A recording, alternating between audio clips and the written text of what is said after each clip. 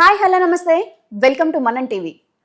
మాజీ మంత్రి కొడాలి నానిని ఏఐజీ హాస్పిటల్ నుండి ముంబై తరలించారు హార్ట్ సర్జరీ కోసం.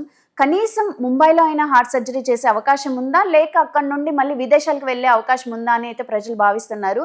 అయితే దీనిపైన మరిన్ని అప్డేట్స్ తెలుసుకుందాం. ఇప్పుడు మనతో ఉన్నారు సీనియర్ జర్నలిస్ట్ కట్టా కార్తిక్ గారు. నమస్తే సార్. నమస్తే రమ్య. సార్, కొడాలి నాని ముంబైలో ఉన్నారు ట్రీట్మెంట్ కోసం. కనీసం అక్కడైనా ట్రీట్మెంట్ తీసుకుంటారా మళ్ళీ, లేక విదేశాలు వెళ్ళే అవకాశం ఉందా? అంటే జనం ఏమనుకుంటున్నారంటే ఇదంతా కేవలం ఇక్కడున్న కేసులు తప్పించుకోవడానికి పెద్ద ఎత్తున ప్రయత్నం అయితే చేస్తున్నారు కొడాలి నాని అని అయితే అనుకుంటున్నారు. వాళ్ళ ఊహాగానాలు నిజమనుకోవచ్చా? అంటే నా ఉద్దేశంలో పగోడికి కూడా ఈ కష్టం రాకూడదు. అసలే అనారోగ్యం. గుడివాడ నుంచి హైదరాబాద్ తీసుకొచ్చారు, హైదరాబాద్ నుంచి ముంబై తీసుకెళ్లారు, ఆంధ్ర టు తెలంగాణ, తెలంగాణ టు మహారాష్ట్ర తీసుకెళ్లారు.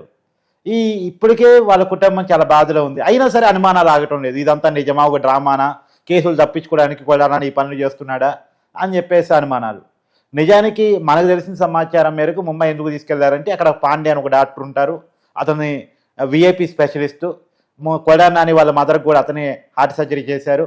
హైదరాబాద్ గచ్చిబౌలి ఏజీలో అడ్మిట్ చేసిందేమో గ్యాస్ట్రిక్ ప్రాబ్లం, జీర్ణకోశ వ్యాధి అనుకుని అడ్మిట్ చేశారు.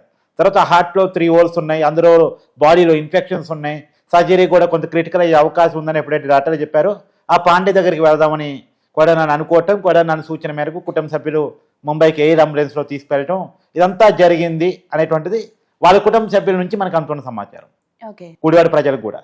అయితే ఇప్పుడు గుడివాడలో కొడాలి నాని అనుచరులకు వాళ్ళ కుటుంబ సభ్యులు చెప్పారంట ముంబైలో హార్ట్ సర్జరీ జరిగిపోయిందని చెప్పారంట. అంత సక్సెస్ఫుల్గానే జరిగిందంట. సరే, అయితే ఎందుకని మనకి ఇక్కడ హైదరాబాద్లో కానీ ముంబైలో కానీ ప్రెస్కి రిలీజ్ చేయలేదు? హెల్త్ బులెటిన్స్ ఎందుకు రిలీజ్ చేయలేదు? యాక్చువల్గా హెల్త్ బులెటిన్స్ జనరల్గా ఎవరు రిలీజ్ చేయరు డాక్టర్స్. ఎక్కడో ఇతను మరీ పెద్ద విఐపి, జనాలు ఆందోళన పడుతున్నారు అనుకుంటే రిలీజ్ చేస్తారు తప్ప అనుమానాల కారణంగా ఆయన రిలీజ్ చేయాలి. కుటుంబ సభ్యులు చెప్తారు. ఏ డాక్టర్ అయినా ఒక కుటుంబ సభ్యులకి కౌన్సిలింగ్ చేస్తుంటారు రెగ్యులర్గా. ఇది జరిగింది, ఈ ట్రీట్మెంట్ జరిగింది, ఈ ట్రీట్మెంట్ జరగాల్సి ఉంది, ఈ బాడీలో ఈ ఇన్ఫెక్షన్స్ ఉన్నాయి, అది ఇది మొత్తం సమగ్ర సమాచారాన్ని కుటుంబ సభ్యులు మాత్రం చెప్తారు. ఓపెన్గా ప్రజలందరికీ అని చెప్పరు. చెప్పగలిగినంత గొప్ప సెలబ్రిటీ కూడా కొడాలి అవునని నేను అనుకోను. ఓకే, కాబట్టి అక్కడ డాక్టర్లు కుటుంబ సభ్యులు చెప్తుండొచ్చు, మనకు చెప్పకపోవచ్చు. సో ఎనీవే ముంబైలో సర్జరీ జరిగిందన్న విషయాన్ని చేస్తున్నారు. అయినా సరే కొన్ని అనుమానాలు ఏంటంటే ఇదంతా నిజమైన సమాచారమేనా, అసలు సర్జరీ జరిగిందా, డ్రామాలు ఆడుతున్నాడా? ఎందుకు ఈ అనుమానాలు అంటే ఈ అనుమానాలకు కారణాలు ఉన్నాయి. మొన్న మధ్యనే బోర్గడ్డ అనిల్ కుమార్ జైల్లో నుంచి మధ్యంతర బెయిల్ మీద రిలీజ్ అయ్యాడు. ఎందుకు మధ్యంతర బెయిల్ మీద అంటే వాళ్ళ అమ్మకి ఆరోగ్యం బాగాలేదని కారణాలను చూపించి కోర్టు నుంచి మధ్యంతర బెయిల్ తెచ్చుకున్నాడు. ఆ తర్వాత ఆ మధ్యంతర బెయిల్ని ఎక్స్టెండ్ కూడా చేసుకున్నాడు. ఏమని, మా అమ్మకి ఇంకా క్రిటికల్ అయింది, గుంటూరులో లలిత హాస్పిటల్లో చూపిస్తే చెన్నై అపోలోకి తీసుకెళ్ళమన్నారు అని చెప్పేసి అతను కోర్టులో సర్టిఫికేట్ సబ్మిట్ చేసి మళ్ళా జైలుకి పోయినాడు. మళ్ళా మధ్యంతర బెయిల్ని ఎక్స్టెండ్ చేసుకుని బయటకు వచ్చాడు. తీరా పోలీసులు ఎంక్వైరీ చేస్తే బయట సర్క్యులేట్ అయిన విషయాలు ఏంటి అంటే ఇదంతా ఫేక్ డాక్యుమెంటు, అసలు లలిత హాస్పిటల్ వాళ్ళ అమ్మని చూపించడం లేదు, అక్కడ అడ్మిట్ చేయడం లేదు, అక్కడ డాక్టర్ చెన్నై అపోలోకి రిఫర్ చేయడం లేదు, ఇతను చెన్నై అపోలోకి వాళ్ళ అమ్మని తీసుకుపోవడం లేదు. ఈ పేరు చెప్పి బయట జరుగుతున్నాడు. ఎక్కడ ఉన్నాడో కూడా తెలియదు. ఫోన్ స్విచ్ ఆఫ్, వాళ్ళ అమ్మ ఫోన్ స్విచ్ ఆఫ్, ఇతను ఫోన్ స్విచ్ ఆఫ్, ఎక్కడ ఉన్నాడో తెలవలేదు అనేటువంటి విషయాలన్నీ కూడా మీడియాలో సర్క్యులేట్ కావడం మనం చూసాం. కాబట్టి ఈ విషయాలన్నీ చూసిన తర్వాత ప్రజలకి ఏమనిపిస్తుంది, వైసీపీ నాయకులు కేసులు తప్పించుకోవడానికి, బయట తిరగటానికి అబద్ధాలు చెప్పడం అలవాటుగా మార్చుకున్నారు అనేది జనం నమ్ముతూ ఉంటారు. ఇది మాత్రమే కాదు, మొన్న పోసానికి ఇష్టమల్లి కూడా జైలుకి వెళ్ళినప్పుడు హార్ట్ అటాక్ అని చెప్పేసి అన్నాడు. వెంటనే రాజంపేట పోలీసులు కడప రిమ్స్కి తరలించారు. తీరా అక్కడ వైద్య పరీక్షలు నిర్వహిస్తే ఏమీ లేదు, అంతా బాగుందని చెప్పారు. హార్ట్ అటాకే లేదు, హార్ట్ ప్రాబ్లమే లేదని చెప్పారు. అంటే వీళ్ళు అబద్ధాలు చూసిన తర్వాత సహజంగా పవన్ కళ్యాణ్ సినిమాలో పాట ఉంటుంది, ఆడవారి మాటలకి అర్థాలే వెళ్ళే అని చెప్పేసి, ఆ సినిమాలో పాట. కానీ బయట జనాలు రియల్గా చర్చించుకునే మాట ఏంటంటే వైసీపీ నాయకుల మాటలకి అర్థాలే వెళ్ళే అని. అంటే వీళ్ళకి గుండెపోటు వచ్చిందంటే రాలేదని అర్థం, రాలేదంటే వచ్చిందని అర్థం. వీరు ఏదైనా వీరు చెప్పిన దానికి రివర్స్లో అర్థం చేసుకోవాలి. వాళ్ళకి మళ్ళీ తిరిగి అధికారం వస్తుందంటే వీళ్ళకి అధికారం రాదని అర్థం. వాళ్ళు వైనాట్ 175 అంటే వాళ్ళకి వచ్చేది 11 అని అర్థం. అంటే ఇవన్నీ కూడా గతంలో కూడా వైసీపీ అధికారంలో వచ్చినప్పుడు కూడా అంతకుముందు 2019 అధికారం రాకముందు జగన్మోహన్ రెడ్డి గారు చెప్పిన మాట ఏంటి, అమరావతి రాజధాని, అమరావతిలో ఇల్లు కూడా కట్టుకున్నాను, చంద్రబాబు నాయుడుకి ఇది హైదరాబాద్లో ఉంది, కానీ నేను సొంత ఇల్లు ఇక్కడ తాడేపల్లిలో కట్టుకున్నాను, ఇదిగో చూసారా నా కమిట్మెంట్ చూసారా, అమరావతి రాజధాని అని చెప్పాడు. తీరా అధికారంలోకి వచ్చిన తర్వాత 3 క్యాపిటల్స్ అన్నాడు, అమరావతి రాజధానే కాదన్నాడు. తర్వాత సంపూర్ణ మద్యపాన నిషేధం చేస్తా అన్నాడు. ఏ బ్రాండ్లు అమ్మారో జనమంతా చూశారు, ఎలాంటి మందు ప్రజలకు పోసాడో జనమంతా చూశారు, ఏ రేటుకి అమ్మాడో జనమంతా చూశారు. తర్వాత దాని నుంచి ఎంత సంపాదించుకున్నాడు జనమంతా చూశారు. చివరికి మద్యపాన కార్పొరేషన్ నుంచి లోన్ ఎట్ట తీసుకున్నాడు కూడా జనమంతా చూశారు. కాబట్టి వైసీపీ నాయకులు మాటలకు అర్థాలే వెళ్ళని అక్కడ అనిపిస్తూ ఉంటుంది. సార్ అయితే ఇంకొకటి ఇక్కడ ఏంటంటే ఇప్పుడు హైదరాబాద్లో కొడాలి నాని కానీ ఉంటే ఇక్కడ హెల్త్ అప్డేట్స్ అనేది ఆంధ్ర రాష్ట్ర ప్రభుత్వానికి తెలుస్తుంది. ఇక్కడే ఉంటే ఇంకా కొన్ని రోజులు జనానికి కూడా ఆయన అప్డేట్స్ తెలిసే అవకాశం ఉంది, ఆయన చేసే డ్రామా కూడా తెలిసే అవకాశం ఉందనే ఆయన ముంబై వెళ్ళారు అని కూడా నెటిజన్స్ అంటున్నారు. దాన్ని ఎలా చూడాలి? ఎస్, అంటే వైసీపీ నాయకుల నేను ఇందా చెప్పినటువంటి చర్యల ఫలితంగా అనేక అనుమానాలు కలిగే మాట వాస్తవం, దాంట్లో ఏమీ వినాభిప్రాయం లేదు. వైసీపీ నాయకులు ఒకటి చెప్తే ఇంకోటి జరుగుతుంది అనేటువంటిది. ఎందుకంటే నిజానికి హార్ట్ సర్జరీ జరిగేంత పరిస్థితి ఉంటే, క్రిటికల్ పరిస్థితులు ఉంటే జగన్మోహన్ రెడ్డి గారు చూడాలి కదా, పరామర్శించాలి కదా. కానీ జగన్మోహన్ రెడ్డి గారు ఏదో ఫోన్లో మాట్లాడిన సమాచారం మనకి చెప్తున్నారు, అది నిజమో కాదు తెలియదు, కానీ డైరెక్ట్గా వచ్చి పరామర్శించలేదు కదా. నిజానికి హార్ట్ సర్జరీ జరిగేంత పరిస్థితుల్లో హాస్పిటల్లో అడ్మిట్ అయి ఉంటే వాళ్ళ పార్టీకి సంబంధించిన ఒక మాజీ మంత్రి, సీనియర్ మోస్ట్ ఎమ్మెల్యే, క్రియాశీల నాయకుడు, ఆయన చెప్పినట్టు చంద్రబాబు తిట్టినటువంటి వ్యక్తి జగన్మోహన్ రెడ్డి వచ్చి పరామర్శించారు కదా. పరామర్శించలేదంటే ఏదో అబద్ధం, ఏదో డ్రామా ఆడుతున్నారు అనేటువంటిది ఒకటి జనంలోకి వెళ్ళి ఖచ్చితంగా సంకేతం పోద్ది.